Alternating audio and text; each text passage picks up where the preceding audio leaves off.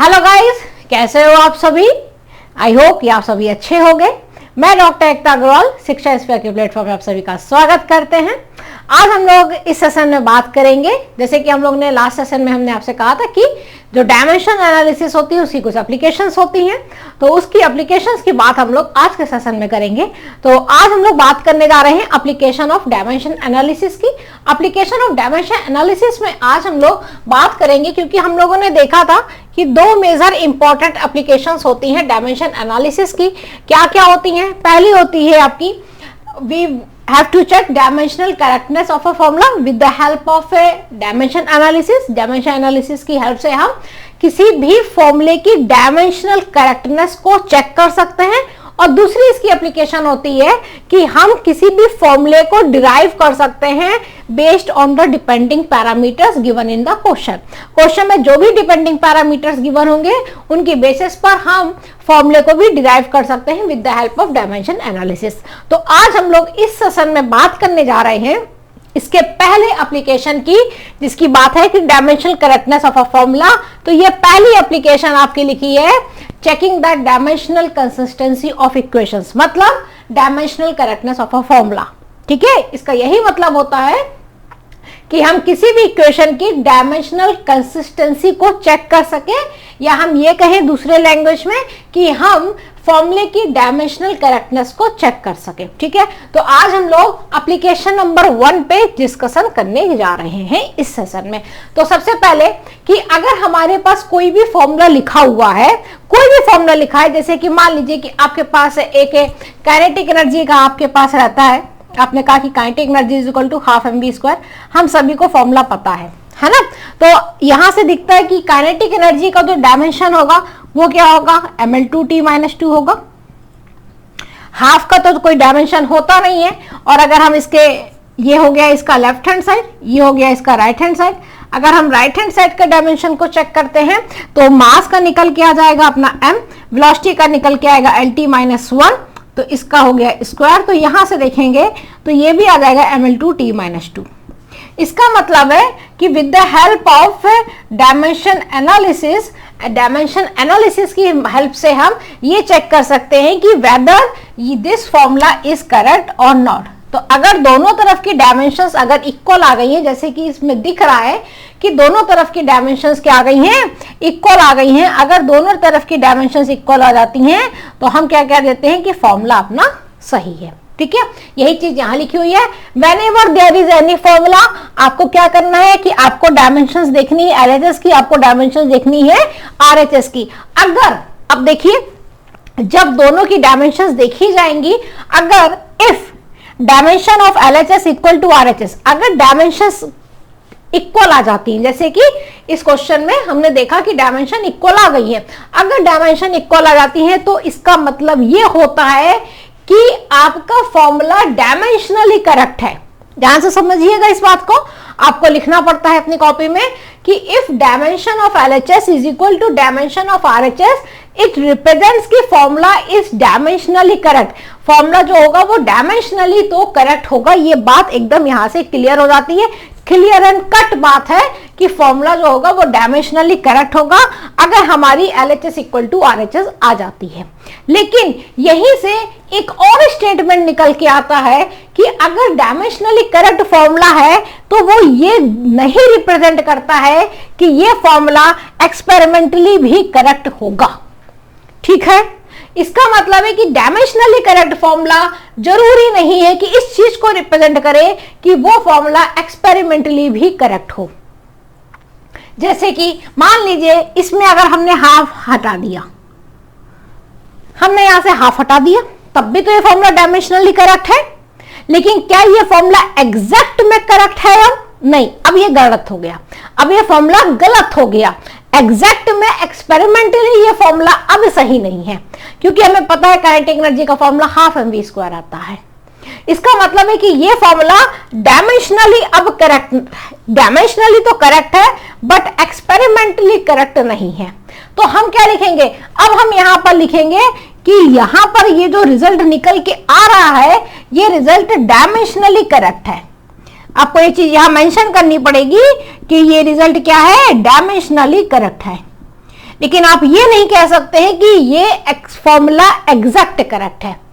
Exact correct की बात नहीं की जाएगी, सिर्फ डायमेंशनली करेक्ट की बात की जाएगी।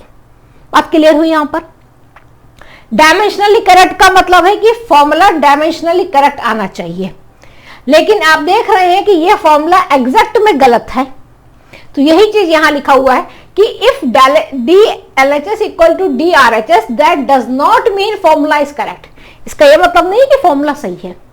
हो सकता हो कि फॉर्मूला एक्सपेरिमेंटली गलत हो, क्योंकि फॉर्मूला को सही होने के लिए फॉर्मूला को एक्सपेरिमेंटली सही होना पड़ता है, और अगर फॉर्मूला सही नहीं है एक्सपेरिमेंटली तो वो फॉर्मूला पूरी तरीके से सही नहीं कहलाएगा। बात क्लियर हुई एकदम? तो ये फॉर्मूला अगर ऐसा आएगा तो आप यहां से लिख सकते हैं यहां पर कि DLHS इक्वल टू DRHS, मतलब डायमेंशनली करेक्ट है, लेकिन experimentally whether this formula is correct और नॉट हम कह नहीं सकते, क्योंकि हमें पता नहीं।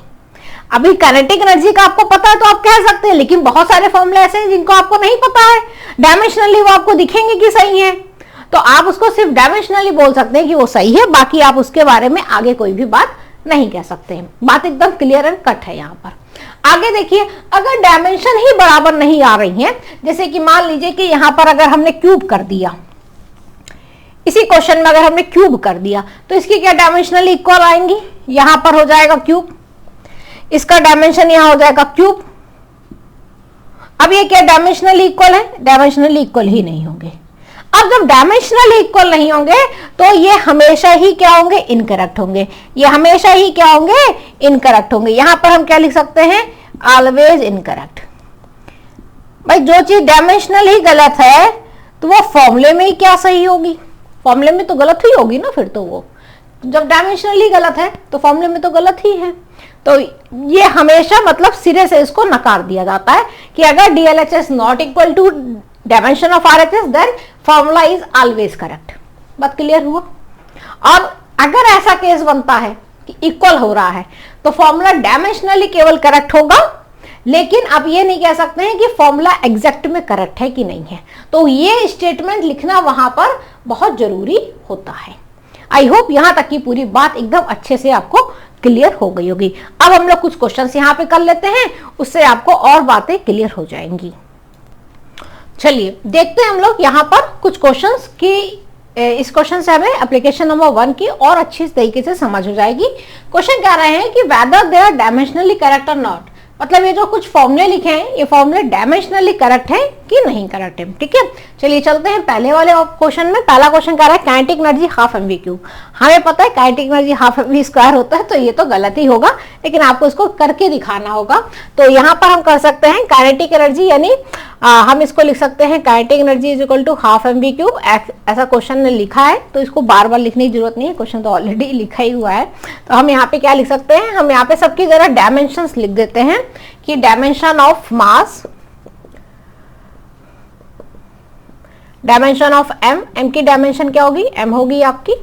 डायमेंशन ऑफ v का डायमेंशन LT-1 होगा, और काइनेटिक एनर्जी का डायमेंशन हमें पता है कि क्या होता है। ठीक है, तो चलते हैं यहाँ पर dimension of LHS। Dimension of LHS में क्या है आपका? LHS में अगर ध्यान से देखिए तो LHS में आपको काइनेटिक एनर्जी गिवन है। यहाँ से जगह खाली कर लेते हैं क्योंकि ये नीचे जाएगा अपना। LHS मतलब काइनेटिक एनर्जी की बात हो रही है, तो काइनेटिक एनर्जी की डायमेंशन हमें पता है mL2T-2 होती है। तो LHS की डायमेंशन आ गई। अब जरा RHS की डायमेंशन की बात करें। डायमेंशन ऑफ RHS की डायमेंशन कितनी होगी अपनी?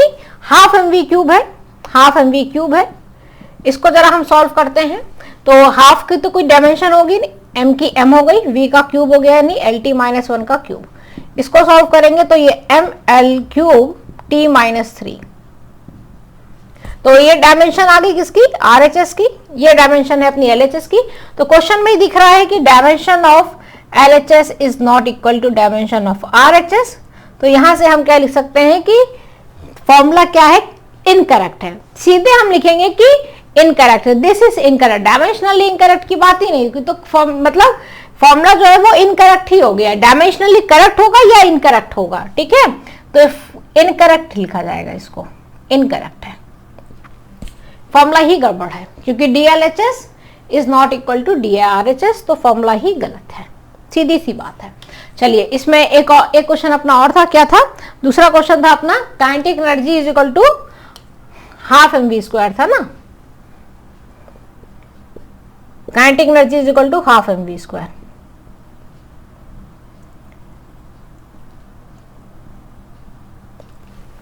इसको यहां नीचे मेरे ख्याल से जगह नहीं बची है, इसको हटा के लिख दे क्या, है ना, इसको हटा के यहीं पे लिख देते हैं।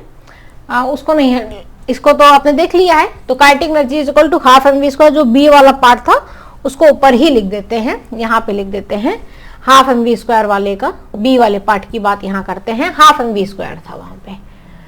तो सब कुछ तो लगभग वही रहेगा, यहाँ पर स्क्वायर हो जाएगा, यहाँ पर स्क्वायर हो जाएगा, तो यहाँ पर भी स्क्वायर हो जाएगा, यहाँ पे पावर्स बदल जाएंगी, ये 2 ये 2, तो ये दिख जाएगा कि डायमेंशनली करेक्ट है। ये क्या दिख जाएगा? इसमें दिख जाएगा डायमेंशनली करेक्ट है, डायमेंशनली करेक्ट है। वैसे आपको पता है कि ये फॉर्मूला एक्चुअली भी करेक्ट है, लेकिन आप वहां पर अपनी होशियारी नहीं दिखाएंगे, आपके एग्जाम में क्वेश्चन आएगा तो कि नहीं हमें तो पता है फॉर्मूला एकदम सही है, ठीक है। आप क्या लिखेंगे यहाँ पर? डायमेंशनली करेक्ट है। फॉर्मूला क्या है आपका? डायमेंशनली करेक्ट है। बात क्लियर हुई? फॉर्मूला क्या है यहाँ पर? डायमेंशनली करेक्ट है। बस इतना ही केवल लिखना है, इतना लिख के यहाँ पे आंसर लिख देना है, कंप्लीट हो गया आपका, ठीक है। चलिए चलते हैं नेक्स्ट क्वेश्चन पे। नेक्स्ट क्वेश्चन कह रहा है पोटेंशियल एनर्जी की वैल्यू mgh होती है, डायमेंशनली करेक्ट फॉर्मूला है कि इनकरेक्ट है? वैसे आपको पता है एकदम करेक्ट फॉर्मूला है। तो इसमें हम क्या करेंगे, पहले अलग अलग लिख लीजिए, डायमेंशन ऑफ m का डायमेंशन हो गया m, डायमेंशन ऑफ g का डायमेंशन हो गया आपका LT-2, एक्सेलरेशन ही होता है, एक्सेलरेशन ड्यू टू ग्रेविटी, और डायमेंशन ऑफ h का हो गया l, का हो गया l। तो पहले डायमेंशन देखें जरा LHS का, डायमेंशन ऑफ LHS में क्या आपका पोटेंशियल एनर्जी है। पोटेंशियल एनर्जी का डायमेंशन कितना होता है? एनर्जी है, अभी हम लोगों ने देखा mL2T-2 होता है। अब जरा आ जाइए डायमेंशन ऑफ RHS पर, डायमेंशन ऑफ RHS की डायमेंशन जब यहां देखेंगे तो RHS में क्या आपके पास में mgh है, तो mgh इसको भी नीचे लिखना पड़ेगा लग रहा है, mgh साइन थीटा याद है मुझे। तो m का डायमेंशन हो गया आपका m, g का डायमेंशन हो गया आपका LT-2 और h का डायमेंशन हो गया आपका l, ये बना आपका mL2T-2।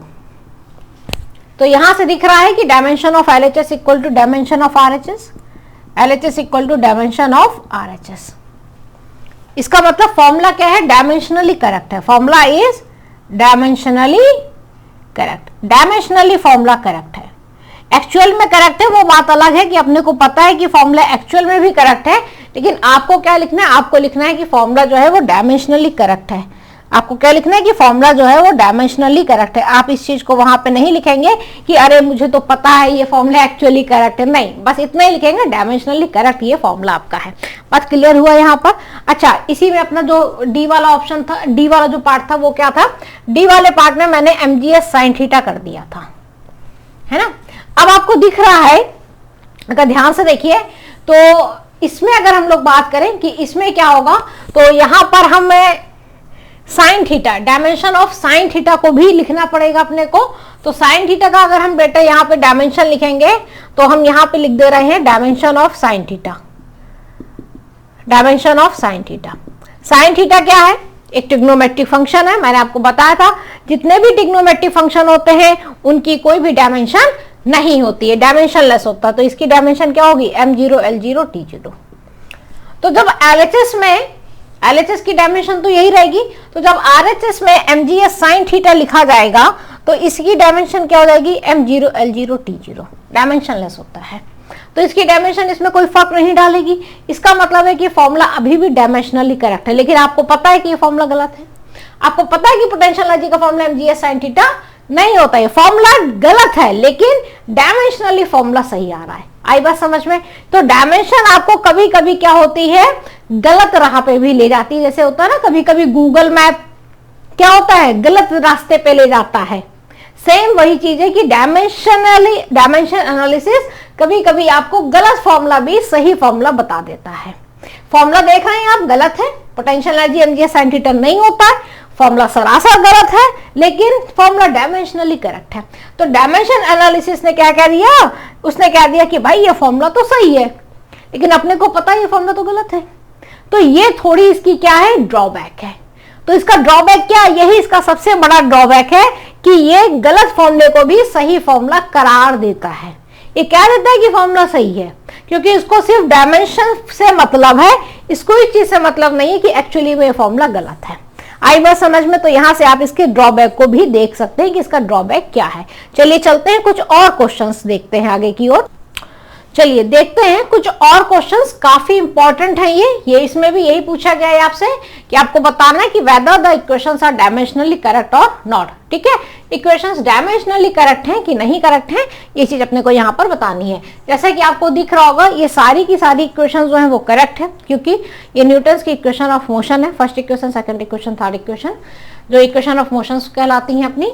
तो v equal to u plus a t, s equal to u t plus half a t square, v square minus c square equal to 2s। ये डी वाली बहुत इंपॉर्टेंट है, जो हम लोग लास्ट में इसको देखेंगे। तो सबसे पहले u, v, a, t, s इन सब के बारे में भी दे रखा है, initial velocity, final velocity, acceleration, time and displacement. ठीक है, तो इसकी जरा पे यहीं पे इनकी डायमेंशंस को लिख लेते हैं। वेलोसिटी है तो इसकी डायमेंशन lt-1, इसकी डायमेंशन भी lt-1, एक्सीलरेशन है तो इसकी डायमेंशन lt-2, टाइम है तो इसका डायमेंशन हो जाएगा t आपका, डिस्प्लेसमेंट है तो इसका डायमेंशन हो जाएगा l आपका। ठीक, अब एक एक करके सबको देख लेते हैं कि कौन सी इसमें सही है कौन सी गलत है। वैसे हमें पता है कि ये सारी ही क्या है, सही है। v equal to u plus a t, एक एक करके चेक कीजिए। सबसे पहले क्या करेंगे, डायमेंशन देखेंगे LHS का। LHS में आपको v दे रखा है, v का डायमेंशन lt-1। ठीक, RHS पे आइए। RHS में आपको u प्लस एटी है, ध्यान से देखिएगा, u का एटी के साथ में क्या हुआ है, एडिशन हुआ है। तो u का और जो एटी का होगा वो एक ही डायमेंशन होगा, तभी तो ऐड हुए, वरना ऐड नहीं हो सकते थे। ऑलरेडी हम लोगों ने प्रिंसिपल ऑफ होमोजेनिटी में लास्ट लेक्चर में इस चीज को देखा था। ठीक है, तो u का डायमेंशन u प्लस एटी है, क्योंकि यहाँ पर तो u का डायमेंशन है आपका lt-1 और एटी का डायमेंशन है क्या, a का डायमेंशन है आपका lt-2 और t। इसको जरा हम सॉल्व करें तो कितना आएगा आपका, lt-1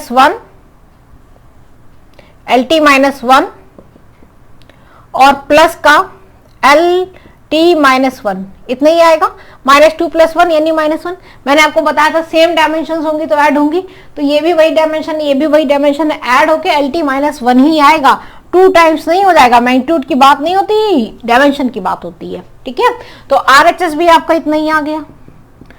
तो आप यहां लिख सकते हैं dimension of LHS is equal to dimension of RHS, यानी डायमेंशनली करेक्ट है, डायमेंशनली करेक्ट है। ये बात एकदम क्लियर हो गई कि डायमेंशनली करेक्ट है। ठीक है, बात क्लियर। इसको हम रब नहीं करेंगे, उधर साइड को ही रब करते हुए आगे की ओर बढ़ेंगे। बी वाला यहां कर देते हैं, बी वाला यहां देख लीजिए, S is equal to u t plus का हाफ एटी स्क्वायर, यही है। अब डायमेंशन देखिए पहले LHS की। LHS में S है आपका, यानी डिस्टेंस है, डिस्टेंस की डायमेंशन L हो गई आपकी। एकदम क्लियर बात है, यहां तक कोई दिक्कत नहीं होनी चाहिए किसी को भी। आगे देखे जरा डायमेंशन ऑफ RHS। RHS में देख रहे हैं काफी बड़े बड़े टर्म्स है, तो UT plus half a t square, तो यूटी प्लस का हाफ एटी स्क्वायर। सबकी डायमेंशन जरा लिखिए यहां पर। U की डायमेंशन lt-1 है, टाइम की डायमेंशन t हो गया, हाफ की कोई डायमेंशन नहीं होगी, प्लस एक्सेलरेशन की डायमेंशन lt-2 है, इस टाइम का यानी t का स्क्वायर हो गया। यहां तक एकदम क्लियर है, यहां तक एकदम क्लियर है। अब आगे देखिए, यहां पर जगह नहीं है तो हम इसको इधर साइड को लिख देते हैं, इक्वल टू निशान यहां बना देते हैं। lt-1, ये -1 है, +1 हो गया 0, यानी यहां बचा l आपका, प्लस यहां पे देखिए -2 + 2 खत्म हो गया 0, केवल बचा l आपका। l में l जोड़ेंगे तो l ही आएगा, 2l नहीं आएगा। ये बात मैंने आपको बताई थी प्रिंसिपल ऑफ होमोजेनिटी में, बात एकदम क्लियर हुई। l में l जोड़ेंगे तो l ही आएगा बेटा, 2l नहीं आएगा। l में l जोड़ेंगे तो l आएगा, 2l नहीं आएगा। ठीक है, तो आप देख सकते हैं कि dimension of LHS equal to dimension of RHS है।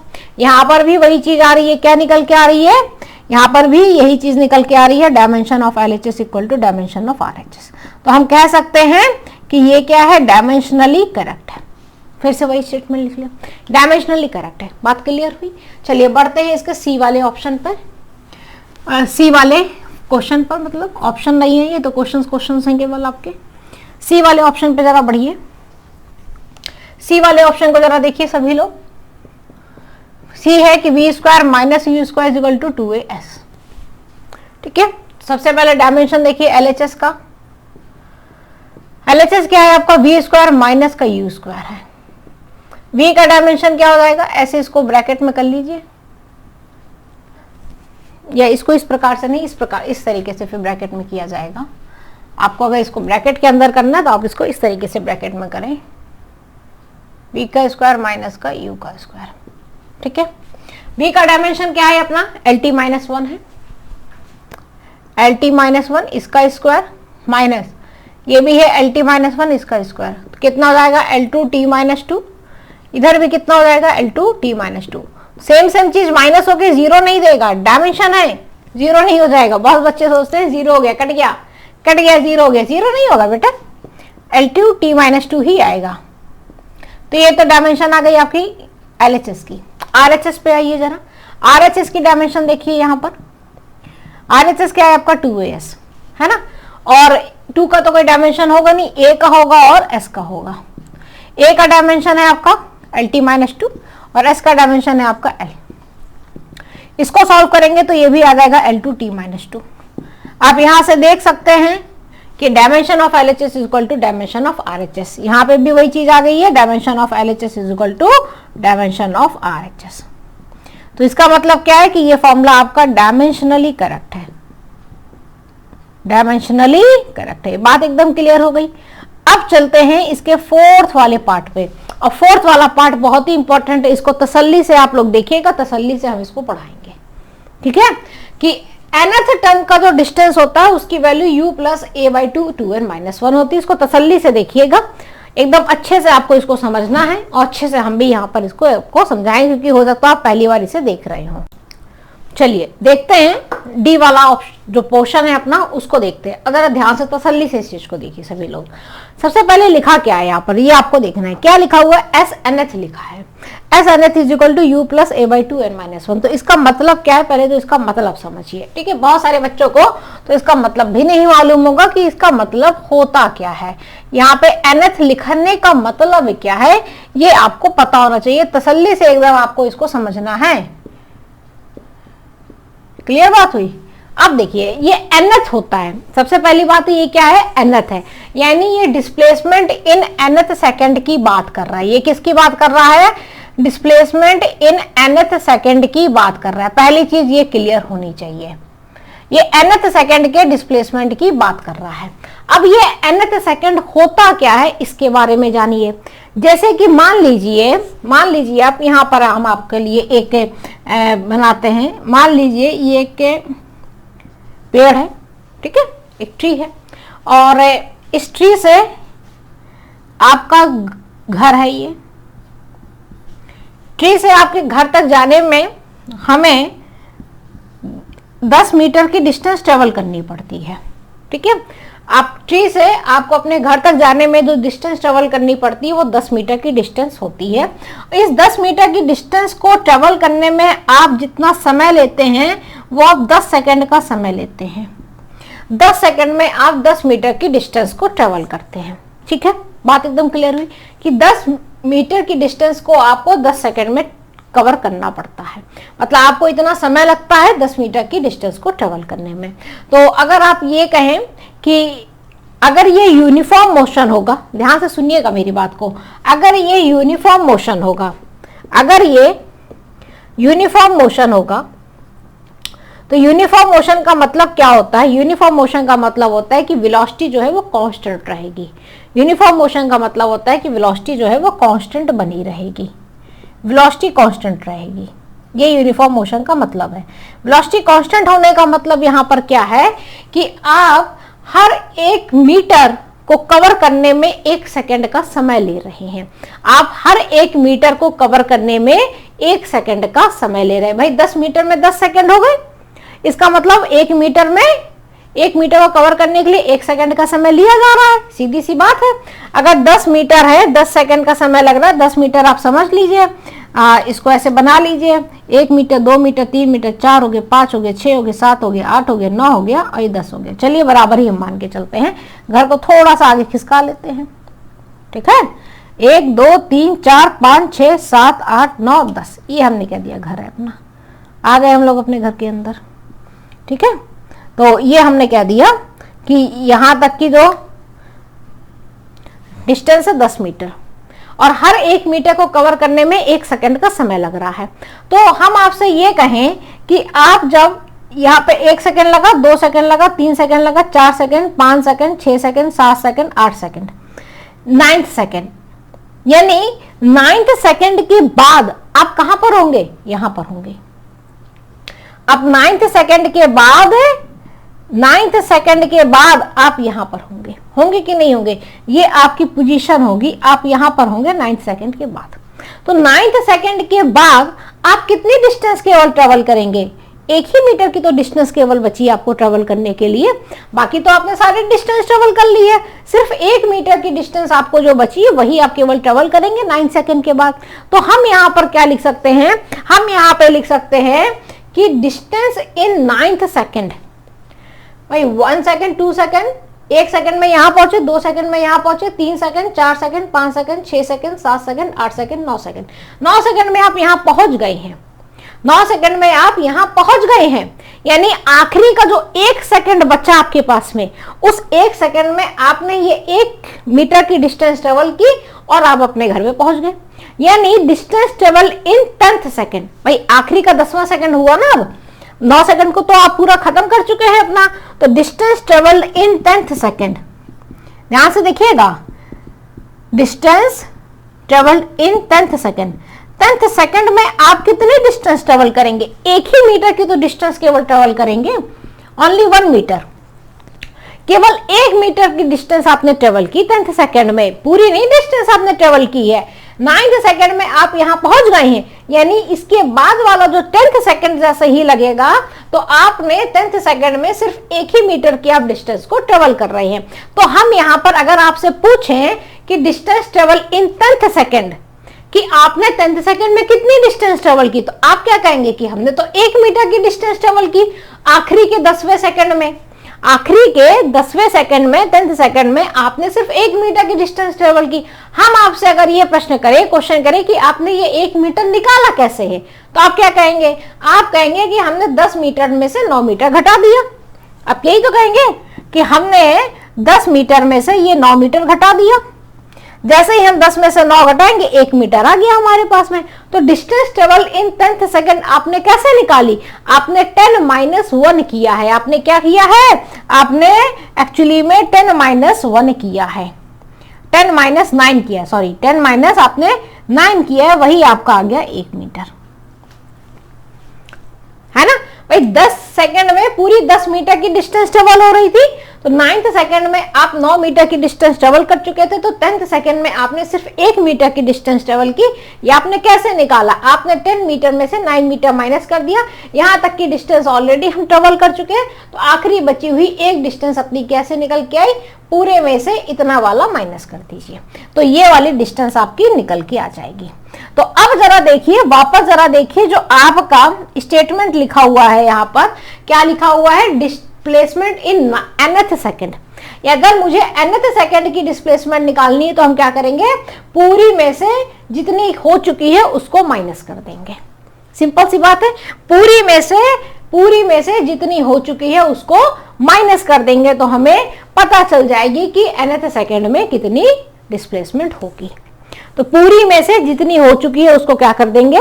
माइनस कर देंगे। अब जरा ध्यान से देखिएगा, ध्यान से सभी लोग जरा देखिए, आपके पास एक फॉर्मूला ये लिखा हुआ है। ये क्या है?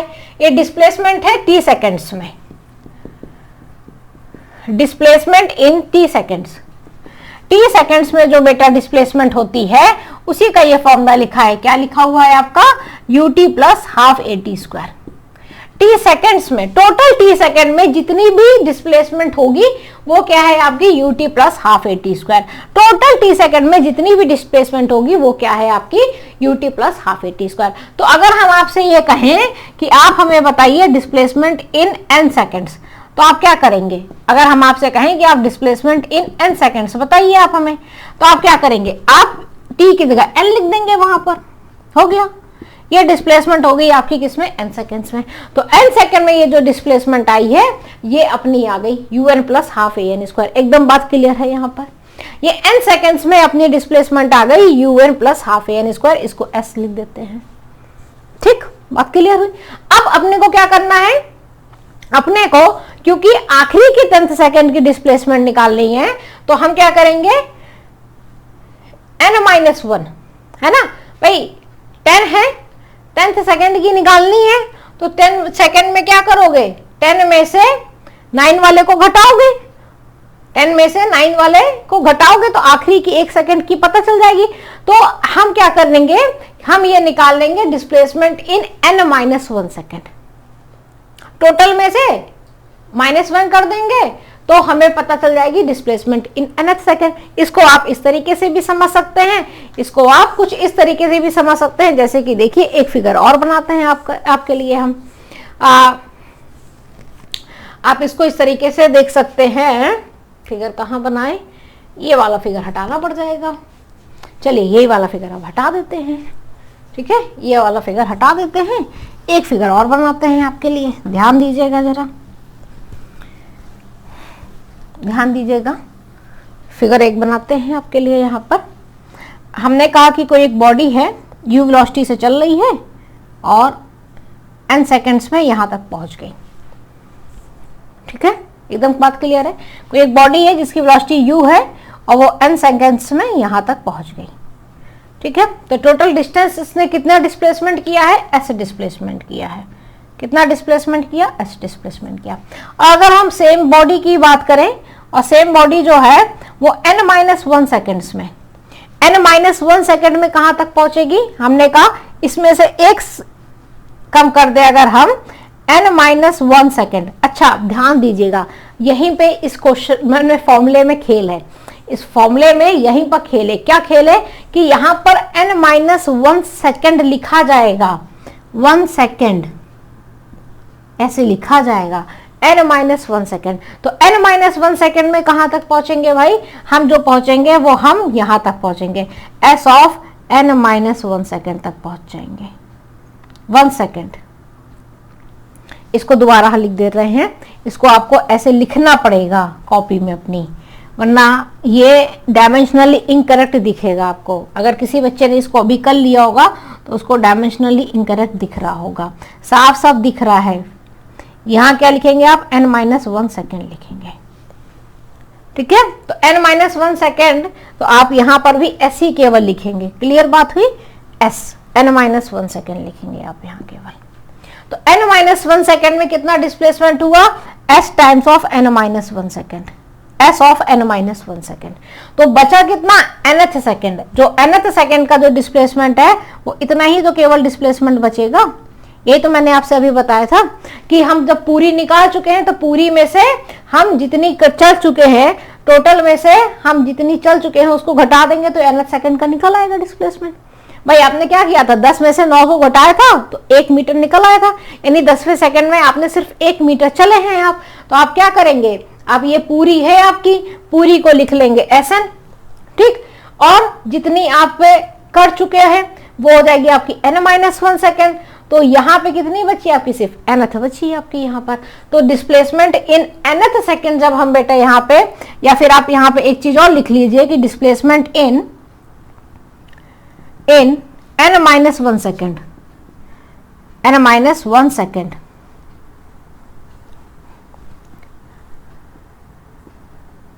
इसको ऐसे लिखोगे, वैसे लिखो। कैसे? उसी तरीके से n-1 सेकेंड है ना, n-1 सेकेंड। तो इसलिए क्या हो जाएगा? s n-1 second. ये हो जाएगा u, n की जगह लिख देंगे n-1 सेकेंड। सेकेंड सेकेंड जरूर लिखना है, नहीं लिखेंगे तो आंसर गड़बड़ा जाएगा आपका। Half of A n minus 1 second. बात क्लियर हुआ? यहां पर n माइनस 1 सेकेंड लिखना कंपलसरी है, नहीं लिखेंगे तो आपको दिख रहा होगा कि इक्वेशन डायमेंशनली इनकरेक्ट आपको दिख रही होगी। साफ साफ देखिए, यहाँ डिस्प्लेसमेंट है, यहाँ वेलोसिटी है। वेलोसिटी कैसे डिस्प्लेसमेंट के बराबर हो सकती है? तो गलत दिख रही है ना, दिख रही है गलत, लेकिन गलत नहीं है, सही है। यहां से दिख रही है गलत, ये वेलोसिटी है। अब वेलोसिटी में वेलोसिटी ऐड ही होगी, पहली बात है। वेलोसिटी में वेलोसिटी ऐड होगी तो वेलोसिटी मिलना चाहिए था ना, तो यहाँ डिस्प्लेसमेंट कैसे मिल गया? इसका मतलब है कि यहाँ वेलोसिटी नहीं होगा। बात आई समझ में? तो डिस्प्लेसमेंट इन n-1 सेकेंड को आप इस तरीके से यहाँ पर लिखेंगे। अब चलिए इसको हम निकाल लेते हैं। तो डिस्प्लेसमेंट इन nth सेकेंड कितना निकलेगा अपना? Displacement in nth second, nth second में डिस्प्लेसमेंट कितना हुआ? जब हम nth सेकेंड की बात करेंगे तो हम क्या करेंगे वहां पर s nth लिखेंगे और s ऑफ n-1 सेकेंड में से माइनस ऑफ sn कर देंगे। या नहीं, उल्टा हो गया ये तो। Sn में से, ये n है, Sn में से s ऑफ n-1 सेकेंड को घटा देंगे। भाई 10 पूरे में से 9 घटा दो, ठीक। अब उसको सॉल्व करना है तो हम इसको हटा दें। ये तो आपको याद भी हो गया होगा कि किसकी क्या क्या वेलोसिटी है, क्योंकि वो अपने को सॉल्व करना है। देखिए, ध्यान से देखिएगा, s nth क्या है? Sn की वैल्यू कितनी आ रही है? un प्लस का हाफ an स्क्वायर, ठीक है। और माइनस साइन लगाएंगे, Sn-1 सेकेंड का यहाँ पे लिखेंगे u of n-1 second plus का हाफ an-1 सेकेंड का स्क्वायर, और इस पे लगा दीजिए ब्रैकेट। ये चीज है, आपने पहले Sn का लिख लिया ये पूरा, माइनस साइन लगाया और फिर n-1 सेकेंड का पूरा लिख लिया। अब इस ब्रैकेट को जरा ओपन कीजिए। हम थोड़ी सी लाइन यहाँ पे खींच दें, वरना आप कंफ्यूज कर जाओगे। और इसको भी हम यहाँ से रब कर देते हैं। अब हम क्या करने जा रहे हैं, इसको ब्रैकेट को यहाँ पर ओपन करते हैं और इसको कैलकुलेट कर लेते हैं। तो कितना आएगा अपना?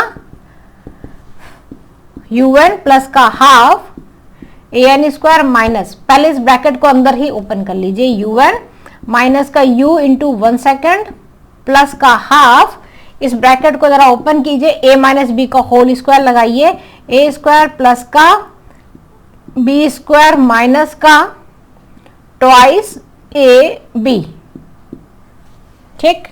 आगे सॉल्व कीजिए, un प्लस का half an square.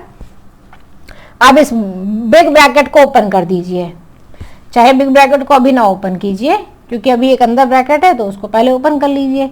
un minus का u 1 सेकेंड प्लस, इस ब्रैकेट को ओपन कीजिए जरा, हाफ an स्क्वायर आएगा, हाफ 1 का स्क्वायर तो 1 ही हो जाएगा, हाफ a सेकेंड स्क्वायर आएगा प्लस का हाफ a सेकेंड स्क्वायर आएगा। आगे देखिए, माइनस साइन आ जाएगा, 2 से ये 2 कैंसिल हो जाएगा, बचेगा a n 1 सेकेंड। मैंने कहा ना 1 सेकेंड को लिख के चलना है। अब ब्रैकेट को ओपन कीजिए, तो un प्लस का half an square minus un minus minus plus u into 1 second minus plus minus minus हो जाएगा, हाफ an स्क्वायर, फिर प्लस माइनस माइनस हो जाएगा, हाफ as स्क्वायर, और ये माइनस माइनस प्लस हो जाएगा an 1 सेकेंड। यहां तक बात क्लियर? एकदम यहां तक एकदम क्लियर। अब देखिए, इसमें से कुछ टर्म्स आपके कैंसिल हो जा रहे हैं, जो कैंसिल हो जा रहा है un से un कैंसिल हुआ, हाफ an स्क्वायर से minus half an square cancel हुआ, बचा कितना आपके पास, उसको आप एक साथ लिख लीजिए। तो जो बचा हुआ है उसको अब हम इधर लिख दे रहे हैं। ध्यान दीजिएगा, s nth है अपने पास में, u इंटू 1 सेकेंड, फिर माइनस का half a second square plus का an 1 सेकेंड बचा, ठीक है। जो जो बचा सिंपल एज इट इज लिख रहे हैं हम, u इंटू 1 सेकेंड, इन दोनों में जो जो कॉमन है वो कॉमन ले लीजिए आप अपना। सेकेंड है, यहाँ पे भी सेकेंड है, a है, a को कॉमन ले लीजिए। देख रहे हैं आप a/2 कॉमन लिया गया, तो हम भी a/2 को ही कॉमन ले लेते हैं, ठीक है।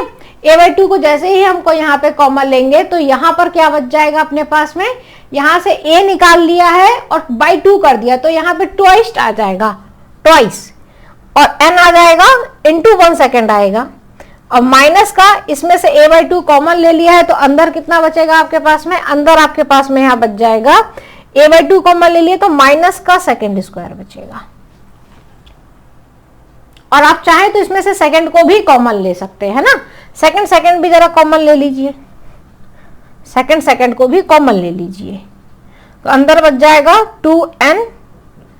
1 को तो आप लिख सकते हैं, कुछ कोई दिक्कत नहीं है भाई, 1 सेकंड था यहाँ पर, इसको ऐसे लिखा जाएगा। फिर कैसे लिखा जाएगा, अच्छा एक 1 सेकंड कहीं उड़ा है, कहीं लिखा रहा होगा 1 सेकंड, हाँ देखिए यहाँ पे लिखा था ना हाफ a n स्क्वायर के बाद में हाफ a 1 सेकंड, देखिए यहाँ पे छूट गया 1 सेकंड अपना लिखना, 1 सेकंड आपको लिख के चलना होगा, हाफ a 1 सेकंड का स्क्वायर, हाफ a 1 सेकंड का स्क्वायर। क्लियर बात हुई, तो आप यहां लिख सकते हैं क्या, a/2 1 सेकंड आपने कॉमन ले लिया, अंदर कितना बचा, अंदर बचा आपका 2n, ठीक है, अंदर यहां कितना बचा 1 सेकंड कॉमन ले लिया तो अंदर बचा आपका 2n, माइनस का इसमें से आपने हाफ a 1 सेकंड कॉमन ले लिया है तो अंदर बचेगा आपका क्या, 1 नहीं बचेगा, अंदर बचेगा 1 सेकंड, क्योंकि इसके पास स्क्वायर था। आप ध्यान से देखिए तो यहाँ पे स्क्वायर लगा हुआ था, स्क्वायर भी लगा देते हैं हम लोग। तो ये होती है इसकी करेक्ट इक्वेशन, एस nth को ये लिखा जाता है ये। अब जरा आप इस पे जरा ध्यान दीजिए, अगर आप इस पे ध्यान देंगे तो आपको समझ में आएगा, वेलोसिटी को 1 सेकंड से मल्टीप्लाई किया गया है, वेलोसिटी को 1 सेकंड से मल्टीप्लाई किया गया, तो वेलोसिटी को जब टाइम से मल्टीप्लाई करेंगे तो क्या मिलेगा आपको, डिस्प्लेसमेंट मिलेगा कि नहीं मिलेगा, मिलेगा ना डिस्प्लेसमेंट। तो यहाँ पर ये जो इक्वेशन है इसमें क्या किया है आपने, यहाँ पर अगर आप इसको ध्यान से देखें तो यहाँ पर क्या हुआ है, वेलोसिटी टाइम के साथ में मल्टीप्लाई हुई है, तो आप lt - 1 और टाइम का हो जाएगा t, ठीक है, प्लस a का हो जाएगा आपका lt - 2, 2 को तो नीचे हटा दीजिए, और 1 सेकंड का यानी टाइम, और आगे देखिए 2 इंटू n, n क्या बचा अपने पास में, n के आगे कुछ नहीं लिखा हुआ था, अभी भी लग रहा है कुछ रह गया है, क्योंकि n कोई नंबर नहीं हो सकता है, n यहाँ पर कोई नंबर नहीं हो सकता, कुछ देखिए जरा ध्यान दीजिए, कुछ छूटा होगा, कुछ यहाँ पे छूटा है क्या,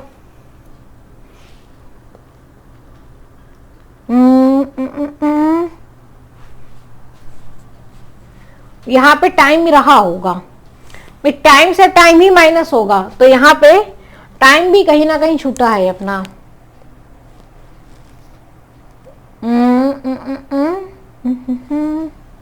-2, एक टाइम यहाँ पर आएगा 2n 1 सेकेंड, यहां से हमने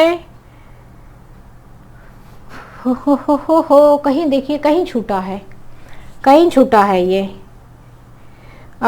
ये पूरा लिखा गया है, un माइनस का u 1 सेकेंड, ये आया कहाँ से है, ये हमारे पास यहाँ से आया है ना, minus minus plus an 1 second, an 1 second, an 1 second, n1 फिर यहाँ पर आएगा 2ab, ठीक है ठीक है ठीक है ठीक है ठीक है, वो चाहिए, कोई दिक्कत नहीं, तो सेकंड से सेकंड ही मल्टीप्लाई होगा, टाइम से टाइम, तो यहाँ एक और टाइम आ जाएगा। अब आप इसको जरा देखिए तो यहाँ पर आपको दिख रहा है ये t -1 और +1, -1 + 1 कैंसिल होके आपको l दे देगा, प्लस यहाँ पे t -2 + 2 कैंसिल होके आपको l दे देगा, तो l में l जोड़ेंगे तो l ही आएगा। अब आपको दिख रहा होगा कि l में l जोड़ेंगे तो l ही आपका आएगा। तो ये क्या है आपकी, ये डिस्प्लेसमेंट है ना, ये डिस्प्लेसमेंट है, तो इसका डायमेंशन l, अब इसका भी डायमेंशन l आया, तब जाके आप लिख सकते हैं कि ये क्या है आपकी डायमेंशनली करेक्ट है। डायमेंशनली करेक्ट इसको होने के लिए आपको अपने फॉर्मूले को क्या करना पड़ेगा, रीअरेंज करना पड़ेगा। अब आप लिख सकते हैं कि ये क्या होगी आपकी डायमेंशनली करेक्ट है, ये डायमेंशनली अब करेक्ट है। तो इस फॉर्मूले में क्या सही हुआ, फॉर्मूले में क्या सही हुआ, फॉर्मूले में आपको यहां पर क्या लिखना पड़ेगा, आपको फॉर्मूले में बेटा यहां पर, अच्छा इस फॉर्मूले में ये जो 1 सेकेंड होता है ना, ये छुपा हुआ होता है, आप देख सकते हैं इसके आगे भी 1 सेकेंड लिखा हुआ है, यहां पर एक क्या लिखा जाएगा 1 सेकेंड लिखा जाएगा, u इंटू 1 सेकेंड है, प्लस a/2 और इसके अंदर आप यहां पर देख सकते हैं a/2 के अंदर आप यहां पे देख सकते हैं यहां पर एक 1 सेकेंड लिखा जाएगा, ठीक है, और एक 1 सेकेंड आपको यहां देखने को मिलेगा। तब जाके आप कह सकते हैं कि ये फॉर्मूला क्या है आपका डायमेंशनली करेक्ट है, तब आप कह सकते हैं कि ये फॉर्मूला क्या है आपका डायमेंशनली करेक्ट है, वरना ये फॉर्मूला डायमेंशनली करेक्ट नहीं होगा। आई बात समझ में कि फॉर्मूला डायमेंशनली करेक्ट क्या होगा, और यहां पर भी एक 1 सेकेंड होगा, तो ये फॉर्मूला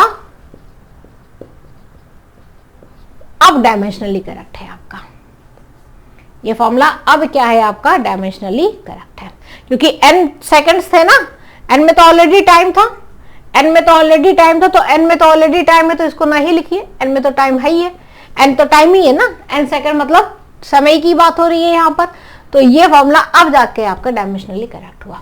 तो आई बात समझ में, ये फॉर्मूला में बहुत सारी चीजें हिडन रहती हैं, बच्चे सीधे इस फॉर्मूले को देखते हैं और क्या देते हैं कि अरे फॉर्मूला तो गलत हो गया, नहीं फॉर्मूला गलत नहीं है, इसमें है क्या, यहाँ पे भाई किसी भी चीज को 1 से मल्टीप्लाई करोगे तो कोई फर्क तो पड़ेगा नहीं, तो लेकिन यहाँ पे यूनिट का खेल होता है, यहाँ पर यूनिट का खेल होता है, यहाँ पर 1 सेकेंड आएगा मतलब 1 सेकेंड आएगा, यहाँ पे 1 सेकेंड होगा, यहाँ पे भी एक 1 सेकेंड ही आएगा, तब जाके आपका ये फॉर्मूला एकदम करेक्ट होगा। तो इस फॉर्मूले में यहाँ पर u के बाद में 1 सेकेंड लिखा जाएगा, u 1 सेकेंड प्लस a/2, आप चाहे यहां पर एक 1 सेकेंड लिख लीजिए और फिर यहां पर आप इसको 1 सेकेंड कर दीजिए।